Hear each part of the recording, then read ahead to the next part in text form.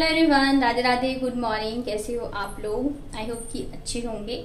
तो सुबह के बज चुके हैं 8:30। आशी को स्कूल से छोड़ के आई हूँ। और वैसे तो आज छुट्टी थी दोनों की, लेकिन आशी जो है ना पार्टिसिपेट कर रही है, तो इस वजह से उसे जाना था। और उसकी छुट्टी जो है वो होगी 10:30 बजे। इधर बाबू की छुट्टी है, तो ना तो छुट्टी वाली फीलिंग आ रही है, ना ही स्कूल वाली।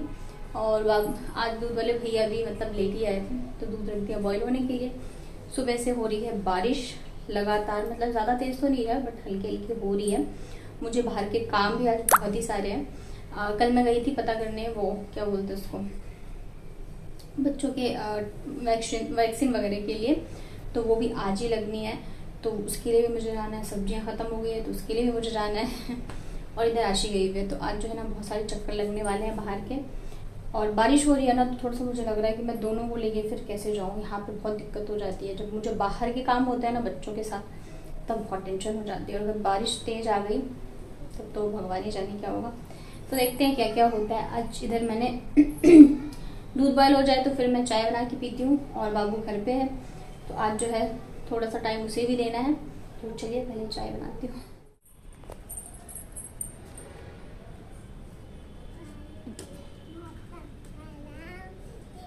मैं गेट बंद कर लूँ अंदर से?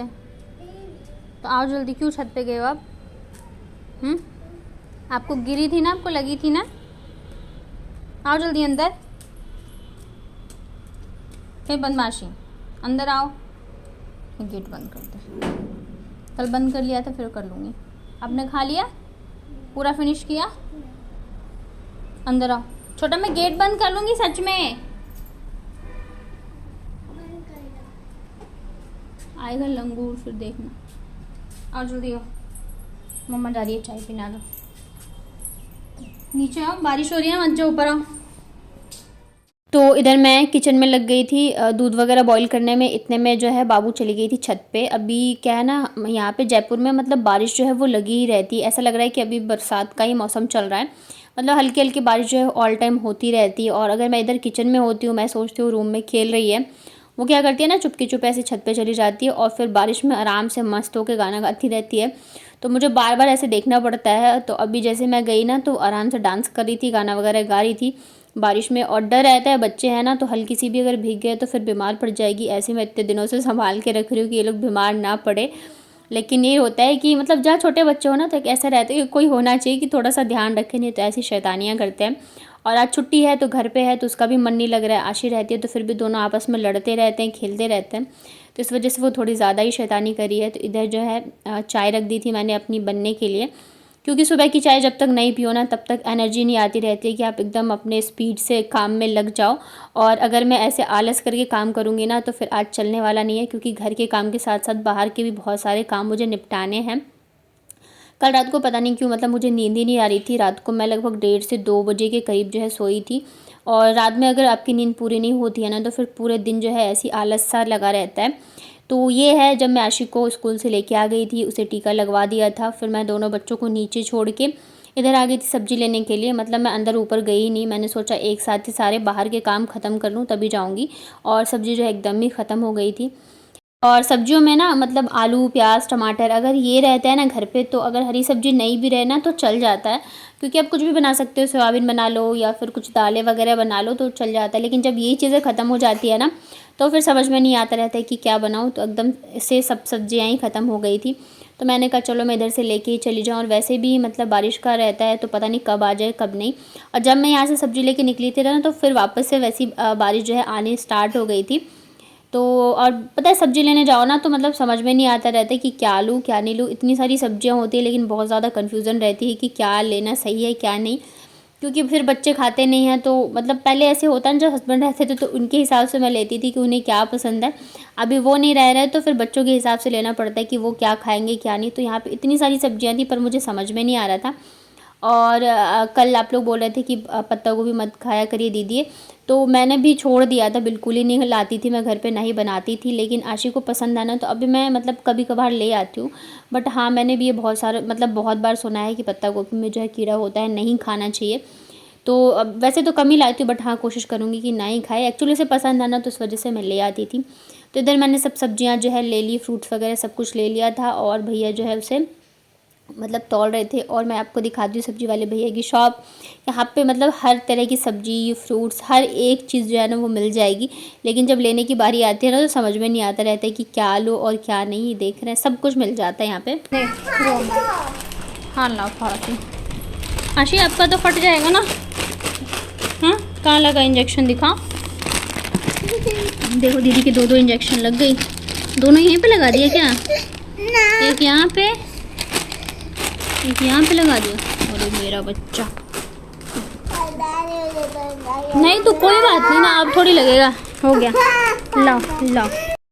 फिर आते टाइम यहाँ पे मैं बच्चों के लिए ये कटोरी लेके आई थी। और मतलब वैसे भी कहीं भी बाहर जाओ ना इन लोगों को छोड़ के तो फिर कुछ ना कुछ जो है लेके आना ही पड़ता है। खाली हाथ आऊँगी तो फिर बहुत हल्ला मचाते हैं। और आज तो मतलब आशी के लगी है ना तो उसे पेन भी हो रहा था। एक्चुअली सुबह से इतनी ज़्यादा खुश थे ना क्योंकि इसे डांस पार्टिसिपेट किया था, ये डांस करी थी। उसके बाद जब मैं इसको स्कूल से लेने गई तब भी बहुत ज़्यादा खुश थी। मम्मा बहुत अच्छा किया मैंने, सबने बहुत क्लैपिंग करी, तो बहुत ही खुश थी। फिर उधर से ही मैं इसको लेके चली गई इंजेक्शन लगवाने के लिए। और वहाँ पे इतना ज़्यादा ये रोई ना, मतलब एक तो क्या था कि 2-2 लगी, एक तो टाइफाइड की लगी और एक और लगी है, मुझे नाम याद नहीं है। तो डॉक्टर ने भी बोला था कि पेन होगा और फीवर भी आएगा। और फिर क्या हुआ था, इसने देख लिया था लगाते हुए इंजेक्शन और थोड़ा सा इसको ब्लड भी आ गया था। तो इस वजह से थोड़ा सा वो होता है ना कि बच्चों के मन पर असर पड़ जाता है। तो इस वजह से बहुत ज़्यादा रोई थी, मतलब गली में पूरे टाइम ये मतलब रास्ते में रोती हुई आई है, सब देख रहे थे। और थोड़ा सा इसको है भी, मतलब बहुत ज़्यादा है कहते हैं ना कोमल, वैसी टाइप की है ये, मतलब इससे नहीं होती बर्दाश्त चीज़ें। और अभी तो इसको पेन होगा ही होगा। तो डॉक्टर ने कहा था कि मेडिसिन दे देना और ठंडे पानी से सिकाई कर देना तो पेन नहीं होगा। तो मैं फिर तुरंत ही लेके मतलब जैसे ही मैं सब्ज़ी लेके आई हूँ ना तो फिर मैं लग गई थी कि मैं पहले इसको सेक ही देती हूँ, नहीं तो अगर पेन स्टार्ट हो गया ना तो फिर ये बहुत मतलब इसे संभालना फिर बहुत मुश्किल हो जाता है। फिर मुझे काम भी रहते हैं तो फिर दिक्कत हो जाएगी। तो फिर यहाँ पे बैठ के मैं सेकने लग गई थी।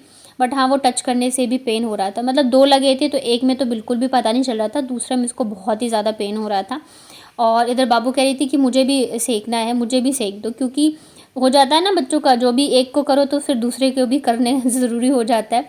तो पहले तो मैं इसको मेडिसिन दे देती हूँ, मतलब फ़ीवर आए उससे पहले ही दे दूँ तो ज़्यादा अच्छा है। और ये जो अभी खा रही है ना चिप्स, तो ये मैंने इसे वैक्सीन लगने के बाद आधे से 1 घंटे बाद ही मैंने इसको दिया था, क्योंकि फिर मैं सब्ज़ी वगैरह लेने चली गई थी, उधर से आई हूँ तब दिया था। फिर यहाँ पे बाबू हल्ला कर रही थी कि मेरे भी सेक दो।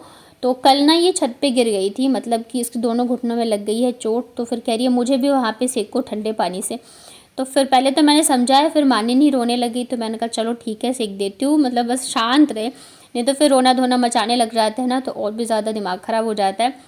इधर घर के काम भी है, खाना भी है, और मैं ना नहा के भी नहीं गई थी क्योंकि बारिश आ रही है ना, फिर कीचड़ है, तो फिर नहा के जाने का कोई मतलब ही नहीं बनता है। तो इस वजह से मैंने सोचा पहले मैं इन सब कामों से निपट लूँ, उसके बाद फिर बच्चे, मैंने सोचा फ्रूट्स दे देती हूँ उन लोगों को खाने के लिए। तो बाबू ने कहा कि मैं ऐसे ही खाऊंगी और आशी ने कहा कि मुझे फ्रूट चाट खाना है।